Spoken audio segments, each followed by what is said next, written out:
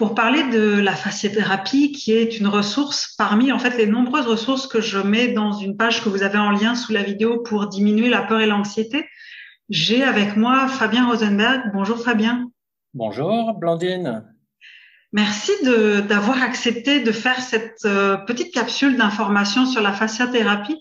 Parce que moi, ce qui est important pour moi, c'est que quand la personne finit l'écoute de cette capsule, elle se trouve vraiment dans son pouvoir et dans sa souveraineté pour aller voir un thérapeute et savoir exactement de quoi il en retourne, qu'est-ce qu'elle peut en attendre et tout ça. Donc, si on commence justement directement dans le sujet, j'allais dire, la fasciathérapie, ça s'adresse à quel type de problématique? En tout cas, avant tout, c'est avec grand plaisir que je vais répondre à tes questions. Je suis là avec un grand enthousiasme. Et donc, Ok. pour rentrer dans le vif du sujet, évidemment, je vais être obligé de résumer. On pourrait dire que la fasciathérapie, comme elle s'adresse aux vivants, le terrain d'action est quand même assez large, mais on pourrait dire que, en tout cas, je vais essayer de catégoriser. Il y a ce qu'on appelle les problèmes purement corporels, tout ce qui concerne les douleurs, les blocages, tous les problèmes musculo-squelettiques vont pouvoir être interpellés comme les lumbagos, les sciatiques, les cervicalgies, les inflammations. C'est vraiment des problèmes musculo-squelettiques auxquels on peut s'adresser. Il y a aussi ce qu'on appelle les problèmes de terrain. Alors, par exemple, les problèmes de terrain, c'est ce qu'on appelle les migraines, les problèmes de fatigue chronique, tout ce qui est stress, bon, pas le stress, mais le stress dépassé ou le stress chronique qui entraîne aussi des problèmes comme des problèmes de digestion, des problèmes de sommeil, justement, avec tout le contingent psychique, c'est-à-dire les problèmes d'anxiété, ou ce qui est à peu près la même chose, mais en sens inverse, c'est-à-dire les problèmes d'état dépressif qui peuvent résulter de stress chronique, évidemment, problèmes de concentration, puis tout ce qui découle des problèmes de difficulté de vie, de rupture, etc., qui concernent en même temps le corps et en même temps la vie psychique. C'est-à-dire souvent, on peut avoir un tableau de quelqu'un qui arrive avec des douleurs corporelles, problème de dos, problème digestif, avec un état de mal-être, comme un état d'anxiété, avec, il y a un autre paysage derrière, hein, ça va souvent avec des problèmes de fatigue, de sommeil, etc. Donc, si en résumé, ça donnerait un petit tableau. Oui, ça donne un aperçu et justement quelqu'un qui va voir la fasciathérapie, ça serait quoi, tu sais, rapidement là, si on reste juste en surface, ça serait quoi les bénéfices ou les effets qui peut s'attendre, auxquels il peut s'attendre? Ouais, en fait, le principe de la fasciathérapie, hein, c'est de remettre en mouvement ce qui s'est immobilisé. Mhm. Donc, si je reprends un petit peu mon tableau de tout à l'heure, hein, si on regarde tout ce qui est tension, blocage, on va voir des effets, par exemple, de relâchement. Alors, qui peut aller du relâchement le plus superficiel au plus profond. Donc ça, je vais Ok. expliquer tout à l'heure comment ça se fait qu'on arrive à des relâchements profonds. Euh, donc, un relâchement des structures physiques, mais on pourrait dire un relâchement aussi des tensions psychiques. Hein, parce que si on parle d'anxiété, c'est des tensions psychiques. Ouais. Pas de tension psychique sans effet corporel, c'est impossible. On peut avoir donc dans ces effets, c'est comme si on va voir finalement une optimisation des forces de régulation de la personne dans son corps et dans sa vie psychique. C'est-à-dire, il va y avoir une meilleure vitalité, une meilleure circulation, une équilibration des grands systèmes, par exemple, qui sont des systèmes d'adaptation du corps fondamental, et un tonus corporel et psychique qui va s'équilibrer. Ça, c'est très important. On travaille beaucoup sur le tonus. Ça va être. Donc, finalement, on va aller d'une régulation des problèmes corporels à des états psychiques qui vont aller vers des états positifs. Ok. Donc en fait, c'est une régulation autant du corps que du côté psychique vers un mieux-être finalement. Parce que ça Ouais, va débloquer tout un on tas de pourrait choses. dire ça. Et Ouais. après, selon la demande, on va plus s'adresser aux problèmes corporels, même s'il y a des effets psychiques, c'est pas ça l'accent va pas être mis là-dessus. Mais si la demande va être plus sur des états psychiques comme état d'anxiété ou dépressif, l'accent va plus être mis là-dessus, même si on passe par le corps. Hein. Ouais. Ça va dépendre de la demande, évidemment. Oui, bien sûr. Et justement, tu sais, moi, ce qui m'interpelle toujours, c'est de savoir qu'est-ce qui, toi, dans ta vie, a fait que tu t'es mis à avoir envie de pratiquer et de transmettre la fasciathérapie. Parce que c'est pas rien, tu sais, c'est quand même une discipline très particulière. Ouais. Donc, toi, c'est quoi qui t'a amené à ça? En fait, si je me remémore à l'époque, j'étais quand même. Moi, je viens finalement d'une profession plutôt manuelle où j'étais ébéniste, charpentier, tout ça. Mais en fait, c'est plus ce qui s'est passé dans ma vie. J'étais dans une période très troublée, avec beaucoup de perturbations, des deuils, des ruptures. Alors, dans ces périodes-là, on le sait, c'est soit on s'écroule, soit suite à l'écroulement, on peut en profiter pour revisiter sa vie et puis passer à autre chose.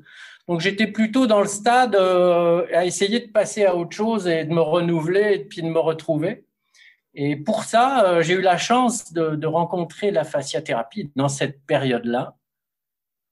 Et j'avoue que moi, personnellement, j'y allais sans attendre quoi que ce soit. Et étonnamment, ce que j'ai rencontré dans moi m'a vraiment révolutionné. C'est-à-dire, j'ai senti pour la première fois de ma vie ce que ça voulait dire être vivant. Je l'ai ressenti et ça m'a révolutionné autant c'est comme si ça m'avait redonné un élan pour reconstruire ma vie. Et j'ai voulu approfondir cette chose-là. Et c'est pour ça que j'ai décidé de me former, d'en faire ma profession. Mais je pense qu'il y avait quelque chose de mûr aussi pour aller là-dedans dans moi à ce moment-là. Donc Oui, j'ai ben, décidé d'en faire ma profession, mais aussi de devenir formateur, c'est-à-dire de former des gens. J'avais vraiment une grande passion qui était portée par ce que j'avais découvert dans moi. oui, Je de ce que voulais tu que avais tout le monde découvert. bénéficie de cette Ouais. chose. Donc, ce que tu avais découvert dans toi, c'est dans toi par l'intermédiaire de ton corps Ah dans oui. la fasciathérapie. Ouais, ok. Mais justement, si on approfondit un petit peu plus, même si on peut pas, on pourrait faire longtemps là-dessus, mais on va essayer de faire court quand même. Sur quel principe est-ce que ça repose la fasciathérapie? Alors ça, c'est très important, évidemment, parce que c'est... En plus, il y a quand même une spécificité puis une originalité à la fasciathérapie. Alors, il faut savoir que c'est le professeur Danny Bois qui a fondé la fasciathérapie dans les années 80. Et en fait, à l'origine, lui, il s'est adressé à deux choses. Alors, il vient du milieu de l'ostéopathie. Et donc, à l'époque, il a étudié les fascias. Ce qu'on appelle les fascias, finalement, c'est vraiment ces enveloppes qu'on a dans le corps qui enveloppent toutes les structures anatomiques, de la superficie à la profondeur et de la tête aux pieds. Alors, le fascia, il est très particulier parce que, alors on sait aujourd'hui avec les dernières recherches, il est considéré comme un organe à part entière. Ils disent que c'est le 80e organe du corps humain. Et son originalité, c'est qu'il est continu. Il n'y a aucune discontinuité de la tête aux pieds et de la superficie à la profondeur. Ça veut dire qu'on pourrait très bien s'adresser à un fascia de l'épaule pour aller jusqu'au doigt de pied ou jusqu'aux organes. Par la continuité. C'est comme s'il y avait un seul muscle dans le corps, de la tête aux pieds. Donc ça, c'est quand même original. Et donc, à l'époque, il raconte, Danny Bois, dans ses biographies, qu'il s'adressait au fascia. Ce qu'il aimait dans ce tissu, c'est qu'il avait une propension à aller dans le sens de la liberté. C'est-à-dire que quand on l'interrogeait, il allait tout de suite essayer de se réguler pour retrouver sa physiologie naturelle. Et la deuxième chose, ce qui l'a intéressé à l'époque, c'était s'adresser, lui, comme les ostéopathes d'ailleurs, en tout cas certains types d'ostéopathes, à une force interne dans le corps. Donc, il est allé dans le sens de ce que disait le docteur Steele, qui est le fondateur de l'ostéopathie, qui disait « Vaut mieux s'adresser à une force interne à l'intérieur du corps plutôt qu'à une force externe obligatoirement aveugle. » Et lui, il a rajouté, comme il s'est adressé à cette force interne qui s'est donnée sous ses mains sous la forme d'un mouvement interne dans les tissus, il a dit la vie, c'est le mouvement et c'est important de remettre en mouvement ce qui s'est immobilisé. Okay. Et donc, il a découvert finalement dans les tissus un mouvement très lent qui était très différent de l'ostéopathie classique. Et d'ailleurs, c'est pour ça qu'il a été obligé de fonder sa méthode, parce qu'à l'époque, il n'était pas du tout reconnu. Et c'est ce mouvement lent qui a fait sa spécificité. Alors, il s'est aperçu que ce mouvement était comme une force de régulation dans le corps. C'est-à-dire, quand on s'adresse à ce mouvement, ça aide le corps à se remettre en mouvement. Ça, c'était dans un premier temps, mais il s'est aperçu dans un deuxième temps qu'il y avait un lien avec la vie psychique. C'est-à-dire que quand le mouvement s'arrêtait suite à des problèmes ou à des douleurs, etc., quand le mouvement s'arrêtait, la personne avait tendance à voir, on va dire, comme les problèmes devenaient très gros. Et il s'est aperçu que, inversement, quand le mouvement revenait dans le corps, c'est comme si les problèmes avaient beaucoup moins d'importance. Ok, wow. Donc, il s'est aperçu quand même que voilà, il y avait une force de régulation psychique et corporelle dans ce mouvement interne quand on s'y adressait. Mais justement, quand on parle de s'adresser au mouvement interne et tout, en pratique, là, comment ça marche? Parce que si je vais te voir pour faire une séance de fasciathérapie, entre guillemets, quelle sauce je vais te manger? Ouais, rapidement, là, mais c'est juste pour donner un aperçu à la personne qui sait pas du tout. Ça peut être une sauce très douce ou un peu plus épicée finalement. Mais dans tous les cas, finalement, ça va être comme en ostéopathie ou en massothérapie. Ça se passe sur une table. Donc, tu vas t'allonger sur la table. En général, on ne demande pas aux gens de se déshabiller. Parce que c'est pas un massage, donc on n'a pas besoin de glisser, parce qu'on emmène les tissus vraiment en mouvement. Et selon la problématique, je vais commencer à poser mes mains. Alors, on l'a compris, c'est une écoute dans le corps. Donc, je vais poser mes mains et moi, je vais essayer d'écouter ce qui se passe dans le corps. Et souvent, je vais initier 2-3 mouvements avec des temps d'arrêt.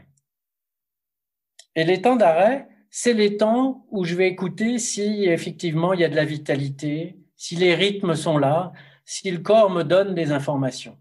Et souvent, au début, il y a peu d'informations. Donc, je vais travailler jusqu'à ce que je ressente ces rythmes ou ce mouvement dans les tissus. Et il faut savoir que tout le travail se fait finalement dans le temps d'arrêt. Parce que dans le temps d'arrêt, on va rencontrer cette force de vie qui s'exprime sous la forme d'un mouvement, qui va venir rencontrer ce qui s'est immobilisé.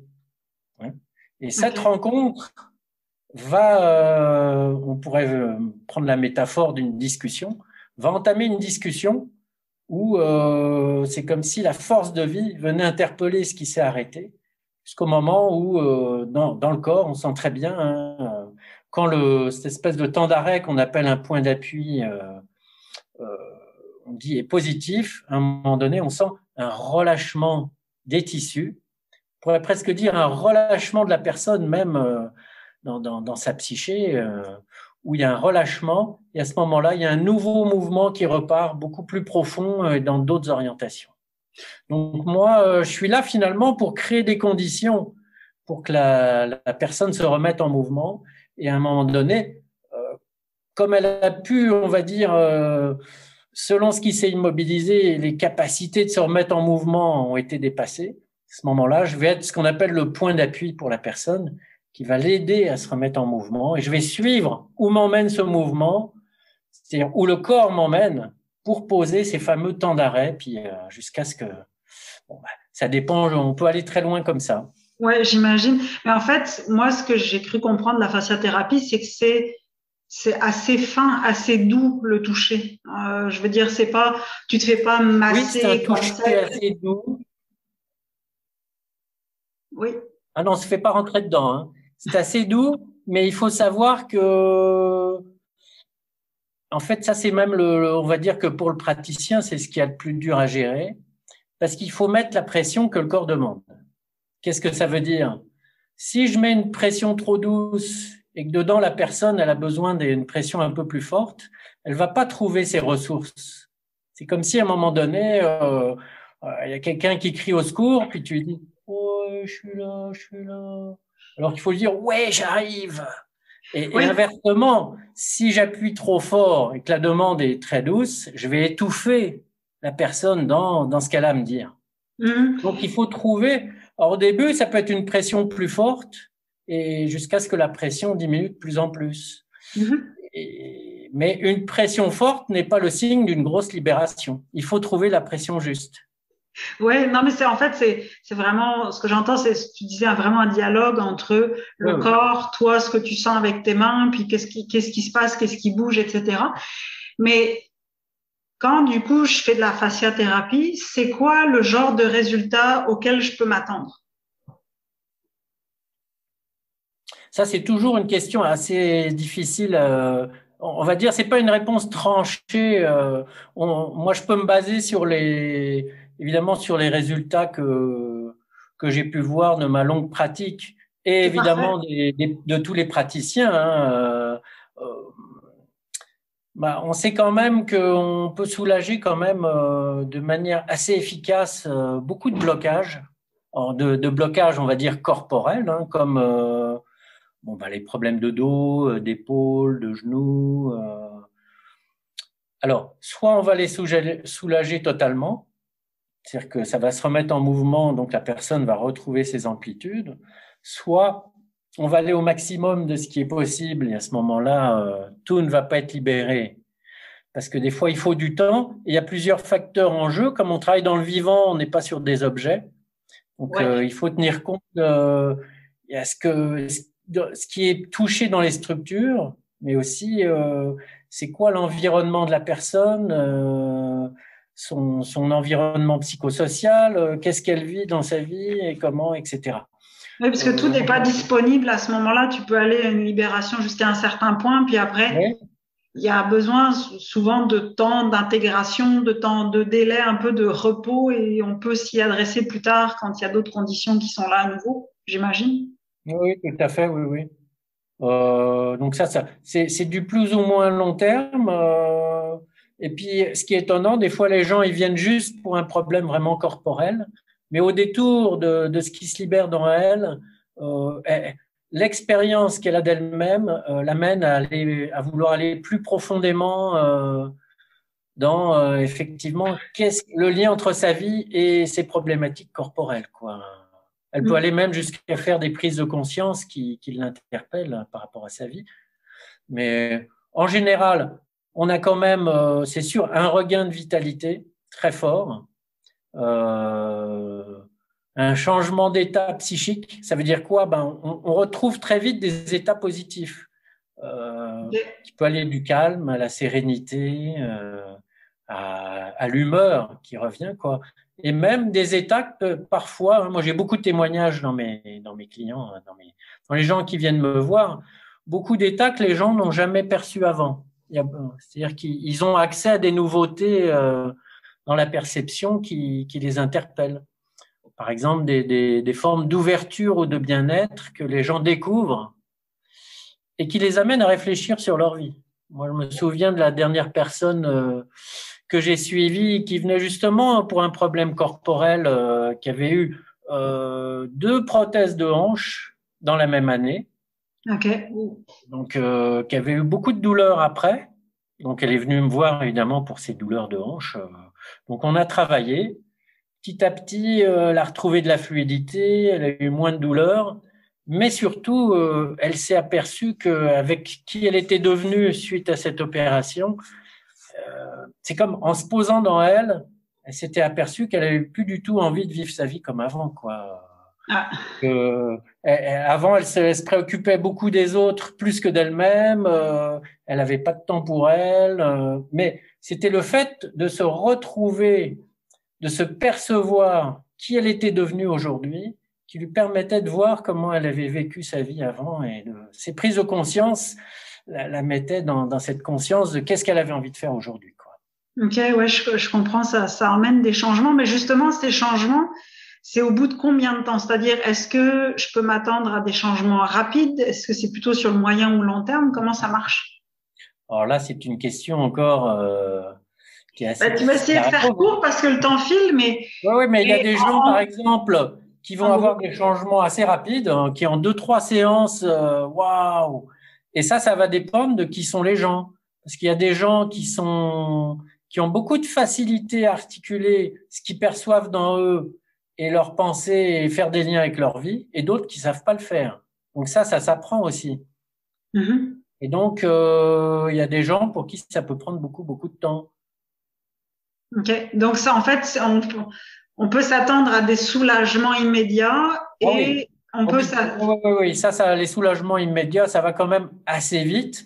Après, c'est selon la personne qui Oui, puis elle qu'est-ce qu'on est. a envie? Qu'est-ce qu'on vient Voilà. chercher dans la fasciathérapie Oui, aussi? donc effectivement, les soulagements corporels, bah, c'est pareil, hein, il y en a, ça met plus ou moins de temps, comme les problèmes d'épaule, de tendinite, etc. Il y a un soulagement assez rapide, mais pour que ça passe totalement, on sait que c'est quand même à plus long terme. Et il y a des choses qui passent quand même assez vite. Ok. Et si j'ai un petit budget, parce que c'est pas tout le monde qui a beaucoup d'argent à mettre dans le Non. fait de, bah, tu sais, avec les réalités de la vie telle qu'on l'a aujourd'hui, comment est-ce que je fais pour organiser au mieux les séances de fasciathérapie pour, tu sais, avoir le meilleur rapport résultat versus l'argent que je mets dedans? Moi, je dis toujours aux gens de faire au moins 3 séances une fois par semaine.